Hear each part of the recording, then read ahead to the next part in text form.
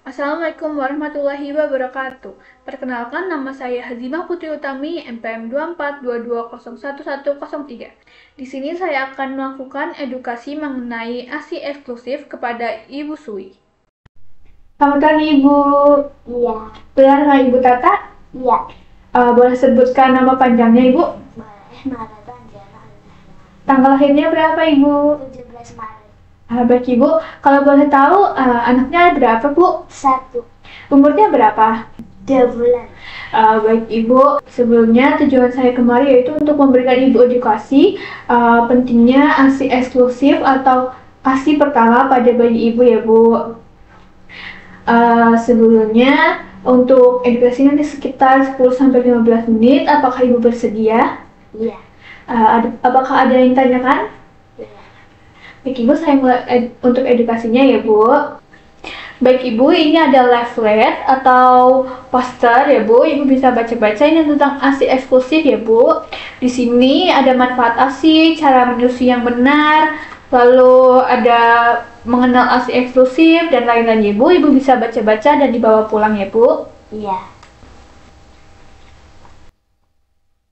Baik Ibu, pertama saya jelaskan apa itu definisi ASI eksklusif ya Bu. ASI eksklusif yaitu pemberian air susu ibu sebagai satu-satunya sumber nutrisi bagi bayi sejak lahir hingga usia 6 bulan. Tanpa tambahan makanan atau cairan lain kecuali obat-obatan atau vitamin yang diresepkan dokter. Ini rekomendasi oleh WHO karena ASI mengandung semua nutrisi penting untuk pertumbuhan dan perkembangan optimal bayi. Lalu sekarang saya akan menjelaskan manfaatnya ya Bu. Pertama, ASI memenuhi kebutuhan nutrisi bayi seperti karbohidrat, lemak, protein, vitamin, terutama air mineral juga ya Bu. Lalu yang kedua, ASI meningkatkan sistem imun bayi karena kaya antibodi, yaitu antibodi imunoglobulin A atau IgA yang melindungi dari infeksi. Ketiga, ASI mengurangi risiko infeksi dan alergi bayi yang mendapat ASI eksklusif lebih rendah risikonya terhadap infeksi saluran pernafasan, diare, dan alergi makanan. Bahkan bisa membantu mencegah penyakit kronis seperti diabetes dan obesitas di masa depan. Keempat, menyusui membangun ikatan emosional antara ibu dan bayi melalui pengalaman intim. Kelima, ini juga mendukung kesehatan mental ibu ya Bu, membantu pemulihan setelah melahirkan, mengurangi risiko depresi, postpartum, dan meningkatkan rasa percaya diri. Selanjutnya, tentang lama waktu pemberian ASI eksklusif. Untuk pemberiannya dianjurkan selama 6 bulan pertama kehidupan bayi. Setelah itu, bayi mulai butuh makanan pendamping ASI atau MPASI, tapi ASI tetap dilanjutkan hingga usia 2 tahun atau lebih. Bersama dengan MPASI bergizi seimbang, sesuai rekomendasi dokter ya Bu. Atau Ibu bisa searching-searching di media sosial. Sekarang mari kita bahas tentang teknik menyusui yang benar ya Bu. Sebelumnya apakah Ibu sudah tahu? Untuk teknik menyusui yang benar, baik sudah ya Bu.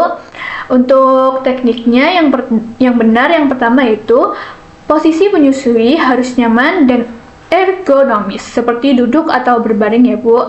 Dengan bantuan bantal menyusui untuk menghindari ketegangan otot. Kedua, pastikan bayi melekat dengan baik pada puting. Penting ya Bu bagi bayi agar menyusunya efektif.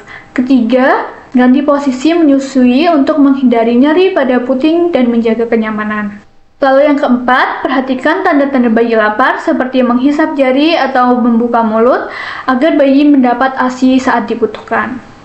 Jika ibu ada masalah menyusui, jangan khawatir, ada cara mengatasinya. Misal, nyeri puting sering disebabkan posisi yang tidak tepat, bisa dengan coba ganti posisi ya Bu.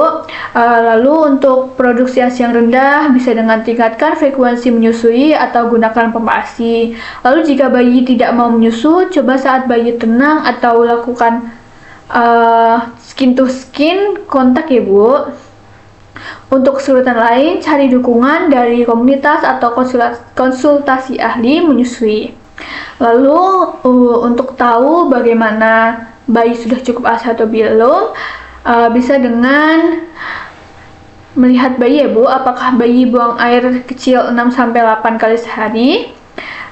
Jika setelah 5 hari pertama, berarti itu sudah cukup ya Bu. Lalu pertambahan berat badan 150-200 gram per minggu. Lalu bayi tampak puas setelah menyusui dan bayi aktif serta ceria. Itu berarti ASI-nya sudah cukup untuk bayi ya Bu. Lalu sebaliknya, tidak memberikan ASI eksklusif bisa berdampak buruk. Resiko tinggi terhadap penyakit seperti infeksi saluran cerna, pernafasan, dan alergi. Pertumbuhan dan perkembangan bisa terhambat karena nutrisi tidak memadai. Ikatan emosional antara ibu dan bayi juga menurun. Mempengaruhi perkembangan emosional juga ya Bu. Dalam jangka panjang, anak mungkin bisa berisiko obesitas, diabetes tipe 2, dan gangguan kesehatan lainnya. Terakhir, dukungan lingkungan sangat penting ya Bu. Dukungan emosional seperti dorongan dan pengertian bisa mengurangi kecemasan ibu.